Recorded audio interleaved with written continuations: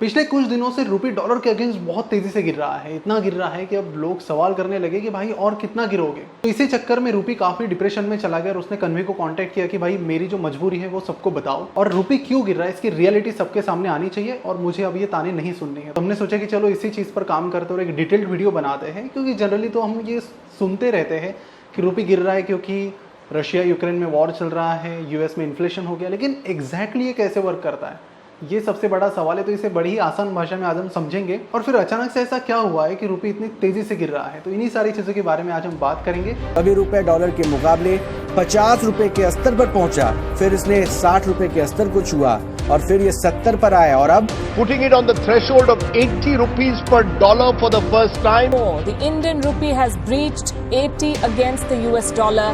It's a record low. When you think it can't get lower, it just keeps going that way. But why is the rupee falling? And is it just our currency, or is it currencies across the world that are facing a similar? नमस्कार, मैं प्रसाद आपका आज के इस video में स्वागत करता हूं।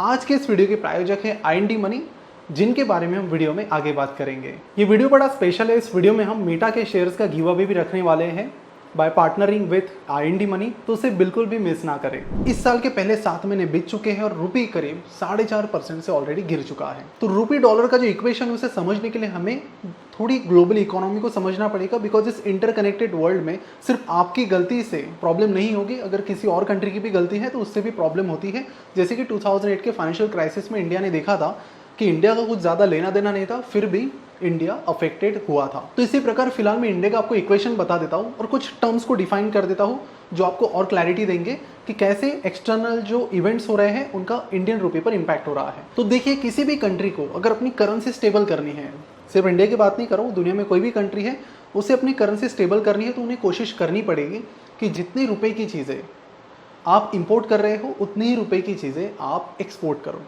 यानी इंडिया अगर 300 बिलियन डॉलर का इंपोर्ट कर रही है तो इंडिया की कोशिश यही होनी चाहिए कि 300 बिलियन डॉलर का एक्सपोर्ट भी हो, एटलीस्ट।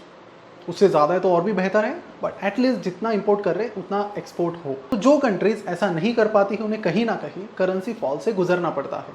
अब इसके पीछे का रीज़न ये है कि जो भी चीज़ें हम बाहर से खरीदते हैं, अगर हम इंडिया की बात करें, इस ग्राफ पर नज़र डाली तो आपको क्लियर आइडिया आ जाएगी कि इंडिया हर साल कितना एक्सपोर्ट करता है और कितना इंपोर्ट करता है। और एक चीज़ बहुत ही इजीली विजिबल है, वो ये है कि इंपोर्ट हमारा लगातार ज़्यादा है। तो इसका मतलब क्या होता है? देखिए, इंडिया में जितना भी क्रूड ऑयल यूज़ होता है, जो पेट्रोल डीजल बनता है तो क्रूड ऑयल से ही बनता है, रिफाइन होके। तो जितना भी क्रूड ऑयल की ज़रूरत है इंडिया में, तो उसमें से 80% हमें इंपोर्ट करना पड़ता है। 80%। इतना ही नहीं, गोल्ड का भी हम बहुत ज़्यादा इंपोर्ट करते हैं, फिर मेटल्स है, केमिकल्स है, फर्टिलाइजर्स और बाकी सारी चीज़ें, इनका भी बहुत ज़्यादा इंपोर्ट होता है और इसका नंबर्स कुछ कम नहीं हो रहे। अब देखिए, जब आपको क्रूड ऑयल खरीदना है तो आप रुपये में तो नहीं खरीद सकते कि जितना रुपए का चाहिए तो हमें इतने रुपए का क्रूड ऑयल चाहिए। क्रूड ऑयल आपको हमेशा डॉलर में खरीदना होता है और मेजॉरिटी चीज़ें जो हम इंपोर्ट करते हैं वो भी हमें डॉलर में ही खरीदनी होती है। तो ये कैसे होता है? तो इसके लिए सबसे पहले आपको रुपये को या तो डॉलर में कन्वर्ट करना पड़ेगा या फिर हम कह सकते हैं कि रुपये से डॉलर खरीदने पड़ेंगे और उससे फिर हम क्रूड ऑयल खरीदेंगे, उससे हम गोल्ड और बाकी चीज़ें खरीदेंगे जो मेनली हम इंपोर्ट करते हैं। तो इससे होता क्या है कि जब जब हम बहुत ज़्यादा इंपोर्ट करने लगते हैं तो डॉलर की डिमांड बढ़ने लगती है, बिकॉज हम ज़्यादा से ज़्यादा डॉलर चाहते हैं, क्योंकि डॉलर से हमें वो चीज़ें खरीदनी है।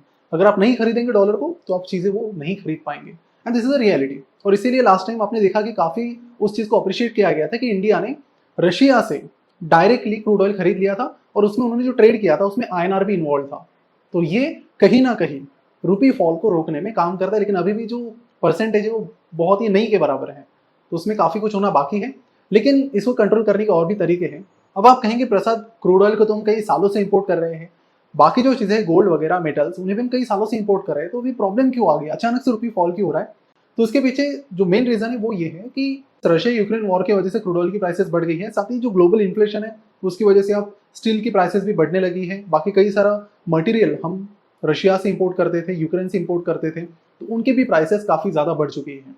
अब इन बढ़ी हुई प्राइसेस की वजह से हमें बहुत ज़्यादा डॉलर्स खरीदने पड़ रहे हैं और इसका भी एक इम्पैक्ट हो रहा है कि रुपये बहुत तेजी से गिर रहा है। ये पहला रीजन हो गया। मैं इसका सोल्यूशन बताता हूँ, फिर हम दूसरे मेन रीजन की तरफ बढ़ेंगे। तो इसका सोल्यूशन ये है कि इंडिया को क्रूड ऑयल के ऊपर अपनी जो डिपेंडेंसी है वो कम करनी पड़ेगी और इस डिपेंडेंसी को कम करने के लिए जो इलेक्ट्रिक व्हीकल का रिवोल्यूशन है वो बहुत काम में आएगा। मेरे हिसाब से 3-4 साल तो और लगे जाएंगे ईवी रिवोल्यूशन को बहुत तेजी से आगे बढ़ने के लिए और इंडिया में मेजॉरिटी कार्स इलेक्ट्रिक होने के लिए। लेकिन तब तक ये प्रॉब्लम्स तो रहेगी, तो तब तक रुपी स्ट्रांग होगा ऐसा कहना गलत है। बट कहीं ना कहीं कोशिशें करनी पड़ेगी आरबीआई को कि अपने जो भी रिजर्व्स हैं उन्हें यूज करके कहीं ना कहीं इसे टेम्पररी बेसिस पर होल्ड करके रखे। आरबीआई आर्टिफिशियली कुछ कर सकती है टेम्पररी बेसिस पर, लेकिन लॉन्ग टर्म में अगर कुछ करना है तो क्रूड ऑयल का इंपोर्ट एटलीस्ट कम करना पड़ेगा। गोल्ड का तो मुझे लगता नहीं इंडियंस यूज करना बंद कर देंगे, तो बाकी चीजों का तो क्लियर सोल्यूशन है नहीं। ईवी से काफी कुछ हेल्प मिलेगी। अगर हम इन्वेस्टमेंट पर्सपेक्टिव से देखें तो इस पर्टिकुलर अपॉर्चुनिटी से कुछ इंडियन सेक्टर्स को भी फायदा मिल सकता है, जिनके बारे में वीडियो में आगे बात करेंगे, जो बहुत ज़्यादा मात्रा में डॉलर में पैसे कमाते हैं। साथ ही इस पर्टिकुलर चीज़ से आपको भी फायदा मिल सकता है अगर आप यूएस के स्टॉक्स में इन्वेस्ट करते हो तो, क्योंकि पिछले 5 साल की बात करें तो पिछले 5 साल में जो रुपी है लगभग 20% से टोटल डिप्रिशिएट हुआ है। और अगर कोई पर्सन यूएस स्टॉक्स में इन्वेस्ट कर लेता तो उसे 20% एक्स्ट्रा रिटर्न्स मिलते हैं जस्ट बिकॉज रुपी डिप्रिसिएशन। तो इस स्ट्रैटेजी को भी आप यूज कर सकते हैं, बिकॉज इंडिया के जो प्रॉब्लम्स है रुपी फॉल के, ये मुझे नहीं लगता कि आने वाले 2-4 साल में सॉल्व होंगे। इसको लिए 8-10 साल आराम से लगेंगे और इसका फायदा आप ले सकते हैं यूएस स्टॉक्स में इन्वेस्ट करके। रिसेंट टाइम में सिर्फ इंडिया ही नहीं बल्कि यूएस और बाकी कंट्रीज में भी शेयर प्राइसेस में काफ़ी सारे करेक्शंस आए हैं। तो ऐसे टाइम में कई सारी अच्छी कंपनीज की शेयर प्राइस भी गिर गई है। बट आपको ध्यान रखना होगा कि ग्रोथ भी होनी चाहिए। सिर्फ ये 20% के बेसिस पर आपको भरोसे पर बैठना नहीं है, वहाँ के ग्रोथ कंपनीज पर आप डिपेंड कर सकते हैं। वहाँ पर कई सारी नई कंपनीज भी लिस्ट हो रही है जो प्रॉफिटेबल है और अच्छे से ग्रो भी कर रही है।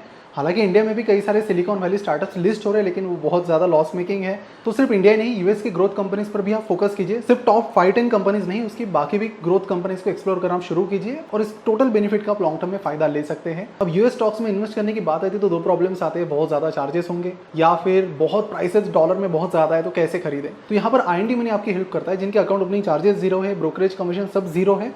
और तो और यहाँ पर आप फ्रैक्शन में शेयर्स खरीद सकते हैं, जिसके लिए आपको बहुत ज़्यादा इन्वेस्टमेंट की भी जरूरत नहीं पड़ेगी। स्मॉल अमाउंट से भी आप शुरू कर सकते हैं। और यहाँ पर आईएनडी मनी आप सभी के लिए 750 रुपीज़ के मेटा के शेयर्स बिल्कुल फ्री में दे रही है। बस नीचे दिए हुए लिंक पर क्लिक करके आईएनडी मनी के यूएस स्टॉक्स अकाउंट में फंड्स डिपॉजिट करने पर आपको 750 रुपीज़ के मेटा स्टॉक्स फ्री में मिल जाएंगे। और यूएस स्टॉक्स के लिए मैं खुद भी आईएनडी मनी यूज करता हूँ। तो रुपये की तेजी से हो रहे फॉल के पीछे दूसरा मेन रीजन है यूएस का बढ़ता हुआ इन्फ्लेशन। अब आप कहेंगे कि यूएस के इन्फ्लेशन का इस चीज़ से क्या लेना देना, बहुत लेना देना है। देखो अगेन रिपल इफेक्ट है। इन्फ्लेशन अगर किसी भी कंट्री का बढ़ रहा है तो उसको आरबीआई के पास उसका एक सिंपल सा सोल्यूशन ये है कि इंटरेस्ट रेट बढ़ाओ। कोविड की वजह से क्या हुआ था कि सारी इकोनॉमीज प्रॉब्लम में आई थी, तो वहाँ के जो सेंट्रल बैंक्स जैसे यूएस की फेडरल रिजर्व है, इंडिया की आरबीआई है, इन्होंने इंटरेस्ट रेट बहुत डाउन किए ताकि लोग और बिजनेसेस कम इंटरेस्ट पर पैसा ले सके और इकोनॉमी में पैसा बहता रहे और इकोनॉमी स्टेबल रहे। तो रिसेंटली इकोनॉमी ने बहुत जल्दी बाउंस बैक करने की वजह से लोगों के पास जो पैसों का जो फ्लो है वो भी तेजी से बढ़ने लगा और इस बढ़ते हुए सप्लाई की वजह से बहुत सारी चीजें लोग खरीदने लगे, इन्फ्लेशन उसकी वजह से बढ़ने लगा। तो इसको कंट्रोल करने का जो सिंपल तरीका होता है सेंट्रल बैंक्स के पास वो ये होता है कि आप इंटरेस्ट रेट बढ़ाओ ताकि इन्फ्लेशन कंट्रोल में आए। तो इससे क्या होगा कि लोगों को ज्यादा इंटरेस्ट पर लोन मिलेगा और इसकी वजह से वो ज्यादा चीजें नहीं खरीद पाएंगे और इन्फ्लेशन ऑटोमेटिकली कंट्रोल में आ जाएगा। अब ये बाकी चीजें साइड में रख दीजिए, लेकिन इस बढ़ते हुए इन्फ्लेशन को कंट्रोल करने के लिए जो इंटरेस्ट रेट बढ़ाए जा रहे हैं, इससे हो क्या रहा है कि यूएस के इन्वेस्टर्स को वहां पर ही बेटर अपॉर्चुनिटीज मिल रही है। जो इंटरेस्ट रेट वहां पर कुछ 1-1.5 साल पहले 0.25-0.5% पर थे, वो बढ़ रहे हैं। तो इन्वेस्टर्स को तो यही चाहिए, इंटरेस्ट रेट बढ़े तो उन्हें बेटर अपॉर्चुनिटीज है। तो क्योंकि इंटरेस्ट रेट बहुत कम हो गए थे यूएस के, तो उन्होंने कुछ इमर्जिंग कंट्रीज पर फोकस किया, जिसमें से एक इंडिया था। इंडिया में अपॉर्चुनिटीज भी बहुत ज्यादा थी, तो बहुत ज्यादा पैसा FPI that is foreign portfolio investors और FII that is foreign institutional investors, इन्होंने बहुत बड़ी मात्रा में इंडिया में पैसा डाल दिया। अब ये बहुत ज्यादा पैसा उन्होंने इंडिया में डाल दिया, तो इंडिया में जो भी शेयर्स आपको खरीदने वो रुपी में खरीदने, वो डॉलर में नहीं है। रिलायंस की शेयर प्राइस, टीसीएस की शेयर प्राइस, सारी चीजें रुपी में है। तो बाहर के जो इन्वेस्टर्स हैं उन्हें अपने डॉलर से रुपी में जो शेयर्स वगैरह खरीदने लगे, उससे रुपी स्ट्रांग होता चला गया। लेकिन इस बढ़ते हुए इंटरेस्ट रेट की वजह से हुआ ये कि बेटर अपॉर्चुनिटी यूएस में मिलने लगी यूएस के इन्वेस्टर्स को, तो वो वहीं पर प्रेफर करने लगे। तो उन्होंने बहुत बड़ी मात्रा में अपना जो पैसा इंडियन मार्केट से निकालना शुरू किया। तो उसकी वजह से हुआ क्या कि पैसा वो एग्जिट कर रहे हैं इंडिया से, तो रुपी को सेल कर रहे हैं, तो रुपी वीक होने लगा। अब यहाँ पे प्रॉब्लम ये हुई इंडिया के साथ कि ये जो रशिया यूक्रेन वाला वॉर है, जिसकी वजह से कमोडिटी की प्राइसेस बढ़ी और ये यूएस का इन्फ्लेशन है, जिसकी वजह से इंटरेस्ट बढ़ाने पड़े, दोनों चीजें एक साथ हुई और इसकी वजह से फ्री फॉल यानी 4.5% का फॉल 6-7 महीने में बहुत बड़ी बात है। तो ये होने लगा। तो इसको कंट्रोल करने का तो सिंपल तरीका मेरे हिसाब से यही है कि ईवी रिवोल्यूशन, बाकी सारी चीजें टेम्पररी काम करेगी, लेकिन लॉन्ग टर्म में स्टेबल रीजन यही है कि इंडिया को कोशिश करनी होगी कि जो भी आपका इंपोर्ट है उतना ही एक्सपोर्ट हो। अब देखो, ब्लेसिंग इन डिस्गाइज नाम की भी चीज होती है। कोई भी प्रॉब्लम होता है तो उसमें अपॉर्चुनिटीज भी निकल कर आती है। तो एज एन इन्वेस्टर हमारे लिए क्या अपॉर्चुनिटीज है? हमारे लिए अपॉर्चुनिटीज ये है कि कई सारे सेक्टर्स इंडिया में है, जैसे कि आईटी, फार्मास्यूटिकल और जेम्स एंड ज्वेलरी, जो एक्सपोर्ट करते हैं बहुत भारी मात्रा में। ऐसी कंपनीज में आपको अपॉर्चुनिटी मिलेगी। बिकॉज देखिए, कुछ 8-10 महीने पहले जो $1 was equal to around 73-74 rupees, जो अभी आ गया है 79-80 रुपीज़। अब सभी को पता है कि इंडिया एक IT आउटसोर्सिंग हब है, IT का बहुत भारी मात्रा में यहाँ से एक्सपोर्ट होता है। तो जो सर्विसेज उन्हें पहले मिल रही थी, जिसकी वजह से $1 के लिए उन्हें मिल रहे थे 73-74 रुपीज़, उसी डॉलर के लिए अब उन्हें मिल रहे 79 और 80 रुपीज़। तो इसकी वजह से किया कुछ नहीं उन्होंने, बस एक्सटर्नल फैक्टर्स की वजह से और जो प्रकृति का नियम है उसकी वजह से उन्हें बहुत फ़ायदा मिला और वो बेनिफिशियरी इस चीज़ के, तो ये फ्री में उनको मार्जिन मिल रही है। सेम चीज़ फार्मास्यूटिकल कंपनीज को हो रही है, जो बहुत भारी मात्रा में एक्सपोर्ट कर रहे हैं, और जेम्स एंड ज्वेलरी कंपनीज को। तो बैठे बैठे इन्हें बहुत अच्छी मार्जिन मिल रही है। और फिर आप पूछेंगे कि ये कब तक बेनिफिट इनको मिलता रहेगा। तो मुझे लगता है कि इंडिया को जो रुपी फॉल का प्रॉब्लम है, इसका सोल्यूशन जो है उतने एक्सपोर्ट बढ़ाना, वो 1-2 सालों में तो होगा नहीं, इसमें 7-8 साल 10 साल लगेंगे अगर इंडिया उस डायरेक्शन में बहुत एफर्ट्स लगाता है तो, अदरवाइज और ज़्यादा टाइम लगेगा। तो ऐसे में आने वाले कुछ सालों में भी ये बेनिफिट्स IT कंपनीज, कुछ पर्टिकुलर फार्मास्यूटिकल कंपनी जो एक्सपोर्ट में माहिर हैं, और कुछ particular James and jewellery companies, इनको मिलता रहेगा। तो यहाँ पर एक बेटर अपॉर्चुनिटीज आपको मिल सकती है, बिना कुछ किए आपको यहाँ पर बहुत अच्छी प्रॉफिट मार्जिन आने वाले कुछ क्वार्टर में देखने मिलेगा। मिड कैप IT कंपनीज पर ध्यान रखिए, वहाँ पर आपको बेटर प्रॉफिट मार्जिन मिलेगी, जस्ट बिकॉज कि रुपी का डिप्रिसिएशन हो रहा है इस वजह से। तो हर एक प्रॉब्लम में अपॉर्चुनिटी आप ढूंढिए, और इन पर्टिकुलर सेक्टर्स में भी आप अपॉर्चुनिटीज ढूंढिए, अच्छी कंपनीज ढूंढिए। तो इसी नोट पर आज का वीडियो समाप्त करते हैं। कैसा आपको वीडियो लगा? आई होप आपको सारी चीजें बड़ी क्लियरली समझ आई होगी। और जाते जाते IND मनी ऐप को भी जरूर चेकआउट कीजिए, बिकॉज ये जो रुपी का डिप्रिसिएशन है, इससे आपको भी फ्री में फायदा मिल सकता है just by investing in US stocks, जो आप IND मनी ऐप से कर सकते हैं। और बहुत बढ़िया और सिंपल ही ऐप है। और साथ ही हमने एक कोर्स लाया है, the complete course on Indian stock market, the most practical guide, जिसमें हमने सारी चीजें प्रैक्टिकली समझाई आप सभी को। उसे भी जरूर चेकआउट कीजिए।